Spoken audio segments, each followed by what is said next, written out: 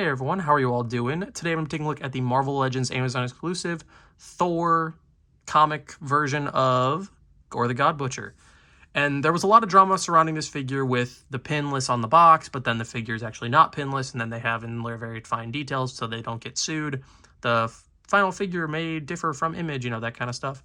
But I think that really Hasbro, like if you're going to put pins on the figure and you know you're going to have pins on the figure, should be pins on the box. That's just, that's the way that it should be. But that's not what we're talking about here. We're talking about this figure. And this figure, if you were wanting pins and you weren't paying enough attention, it does disappoint in that aspect.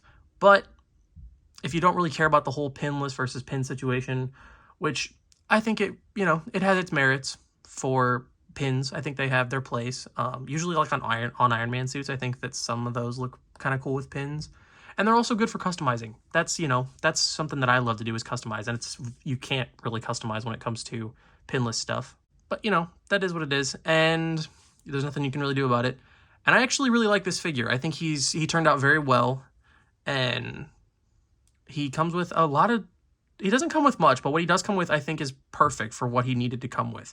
So as you can see, he has his hooded head sculpt here, which it looks phenomenal. I love this thing. I really wish this is what Gorr looked like in the movie. I understand they were like, well, it would take away from Christian Bale's acting performance. But would it really, though? Because I don't think it would have. Because Christian Bale acts with his eyes as well. And I think that that would be something that would just look like... He would have just looked so menacing. But then, of course, with the hood, it comes with the cloak piece as well, which turned out very nice. He comes with the... Is it the all-black necro sword? Right? Isn't that what that's called? That's what he had, right? That's not what King in Black, what Null has, right? Maybe? Oof, I don't know. But it has the tendrils, and the hand's actually sculpted to it. I had to use that behind the camera strength. But the hand is actually sculpted to it and doesn't have a hinge on it. But I love how this looks. We got the, like the Venom symbiote looking thing coming up it and all that. But it looks really good. Mine, unfortunately, is warped, but I could definitely heat that up and just fix that, no problem. It's really not a big deal. I figured we were going to kind of go away from the days of things being warped by having plastic-less packaging, but well. And then he comes with alternate hands. Well, an alternate hand, but it's got the black fingernails, which look really good. The black kind of coming through. Because the symbiote is, or whatever you want to call it, is going throughout his body and whatnot. And I kind of wish that was sculpted, because I would have loved to have seen this figure on a brand new mold that was pinless and actually had the sculpted detail of like these little things, like the little symbiote goo things popping out of him. I think that would have been really cool. But as is, it's really good for what it needs to be. I like it. And then he does, last but not least, come with a unhooded head sculpt, which is also very angry. He's got that Twilight head, which looks really good. I like this. He's got the pink kind of coming down at the bottom. But I mean, look at the eyes on this. He just looks so menacing. It looks beautiful, like in the most terrifying way, you know what I mean? It looks good. And these are actually kind of pliable too, which is really nice. But something they did actually change up is how these heads are on this body, because I thought this was the Reaper body. This may be a whole new torso, or at the very least, it's a new upper torso, because it's this style. It's not the actual ball and hinge, it's a dumbbell. But you can just slide this piece off if you want to, his robe area. And you can put just on his unhooded head. I think that looks good. If you wanted to have him kind of like as he's getting the sword before he gets the cloak and whatnot, I think you could do that. But speaking of detail and whatnot, as we already looked at the body, let's look at his feet as well, which are not, they're very weird, creepy, alien-y. And this is a rubbery plastic.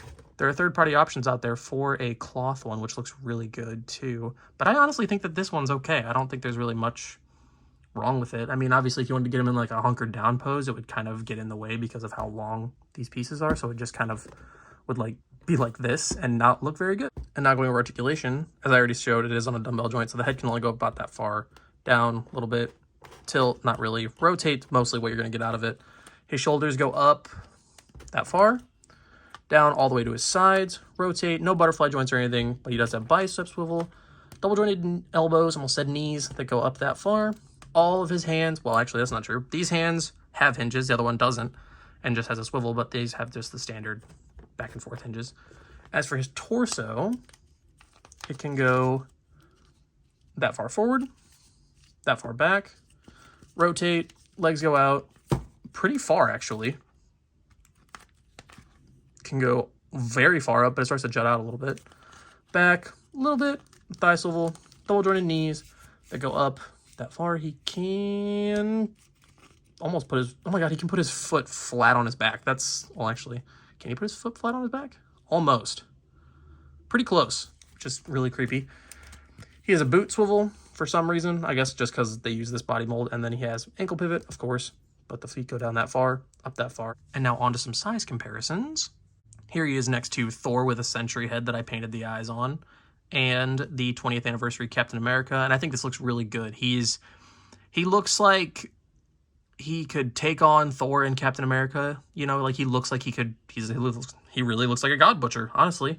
And then here he is next to the Mezco Netflix Daredevil and the Amazing Fantasy Spider-Man, and I think this looks good as well. He stacks up well. He's bigger than the Mezcos, and he's bigger than the Amazing Fantasy Spider-Man, so I think that this would look good. If you wanted to, because all you really would have to do, I would like to see someone take a V-Toys body, or probably a V-Toys body would be the best option. Take that, paint it up gray, maybe sculpt on some of the symbiote detailing and whatnot, and put the Gorr head on there, because I think that would look awesome. If you wanted to put that with like a Mezco, you know, in your Mezco display. And then just for fun, here he is next to the G.I. Joe Outback, the Target exclusive one, and then the Samurai Turtles. It's Leonardo. I mean, come on. You know who I'm talking about. Overall, I really do like this figure. I do wish that the head was on a hinge. I'm going to be real honest.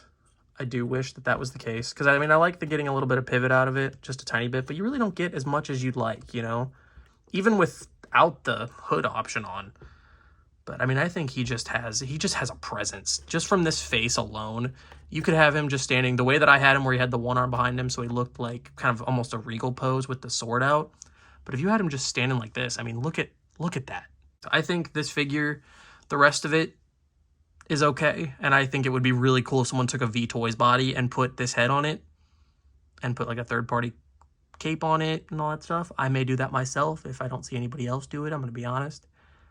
But if not, I love how he looks. How he looks in the thumbnail and how he looks in the beginning of the video. Just standing in that sort of regal pose, getting ready to just lay waste to the entire god population. I think it's perfect. So yeah, if you're a fan of Gorr, this would be perfect for you. If you're a fan of Thor, it'll be perfect for you. And if you are just a fan of a cool, creepy-looking action figure, this is perfect for you. Some form or fashion, you can find a way for this to be perfect for you. Just based on the head sculpt alone.